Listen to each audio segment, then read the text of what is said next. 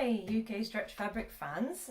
Today I'm going to show you how to make a little false knot headband.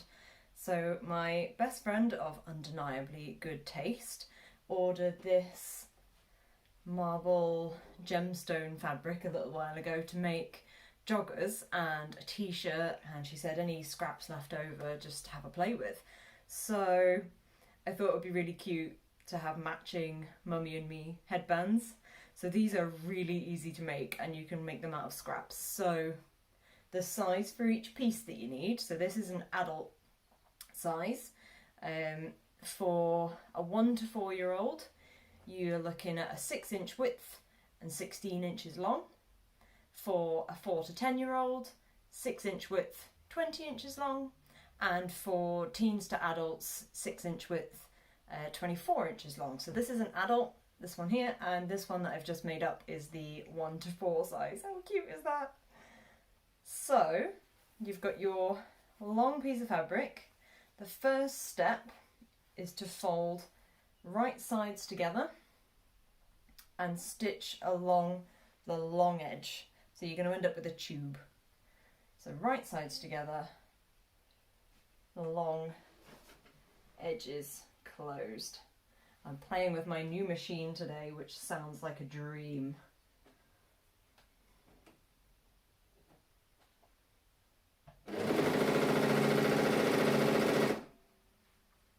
So, as you all know, I'm terribly lazy at pinning anything, so I'm just lining it up as I go. It's just a straight line.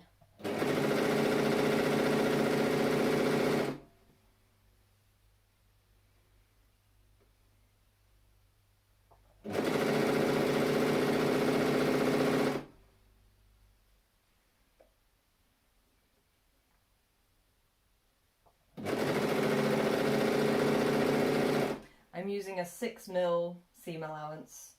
If you want a slightly narrower band, you could use a larger seam allowance.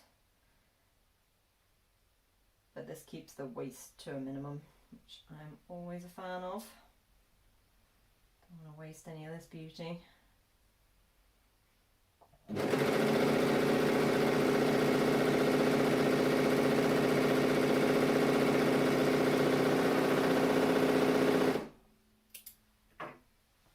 So I've stitched the long edge of my strip together. Now what I'm going to do is turn it right sides out. So I'm just going to stick, this is why you want a 6-inch wide. It's much, much easier to turn it the right way around. If you've got little hands like me, you can just post your fingers in.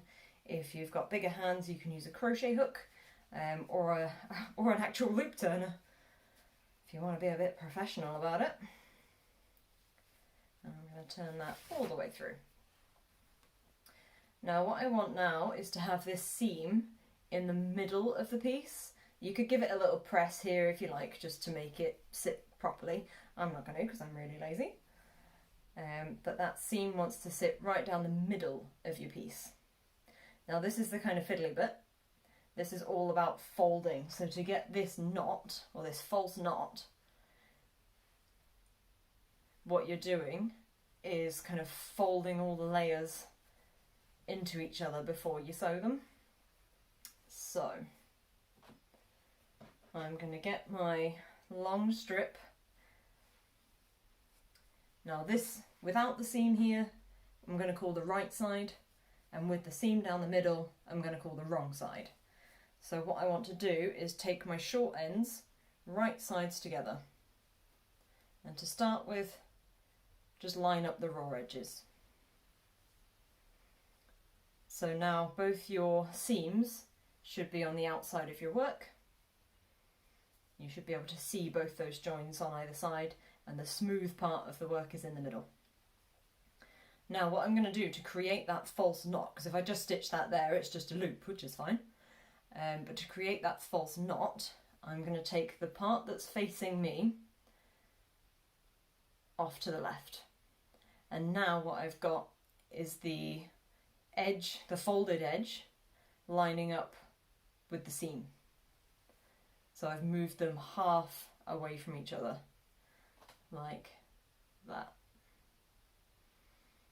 So one folded edge lines up with the seam of each piece. Once you've got that, what you need to do, it'll behave itself, is fold half of the piece on your left backwards and the half of the piece on your right forwards. So you should end up with this little mush of layers, and that's all got to go through your sewing machine. You can do this on an overlocker or a machine, but just be mindful of how chunky that is. It takes a bit of wrestling under the machine. So if I show you that again, you've got the smooth side and the seam side. I'm putting smooth sides together, taking the piece that's facing me to the left so that the folded edges line up with the seams. The spare bit that's on the left is going backwards. The spare bit that's on the front is going forwards. You can even test this if you hang on to all of those layers and turn it right sides out. You can check that it does in fact create your false knot. There he is. So I know I've got my layers right. And then all that is going through the machine. One stitch all across all those layers. 6mm seam allowance if you're confident that you've got all your raw edges lined up. Otherwise go for a little bit more just to make sure you've got all those enclosed in the seam. Like I say, it's a bit of a wrestle because that is a lot of layers.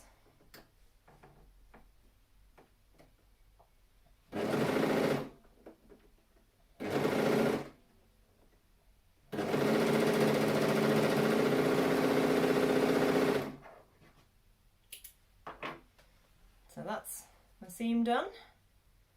It was a little bit of a wrestle to get through there. I've only just caught some of those, but that's absolutely fine. They are caught.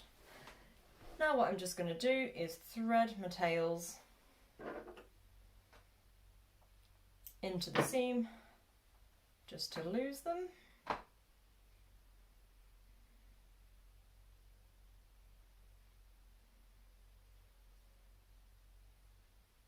just posting this guy back through the overlock seam. If you're using a sewing machine, you could tie it first. Or if you use a zigzag stitch on a sewing machine, I guess you could lose it inside the zigzag. And that'll help it stretch as well. And last one. So this is a dead quick project. Really handy for tying scraps, tidying up scraps. And really sweet to make matching outfits. If you don't want a whole matching outfit, some people find fully matching outfits a bit cheesy. I think they're adorable. But just to add a headband is just a really sweet way to match a bit more subtly. There we go. So now if I turn that right sides through, I should have, with a little bit of fiddling, my false knot on a headband. How sweet is that? Really handy for the gym or just looking so cute with your daughter. She's going to look adorable. Thanks for watching. Tag me in your makes. I am Lindsey's Little Legs on Instagram. And check us out on the UK Stretch Fabrics members group and Facebook page and YouTube site. Bye for now.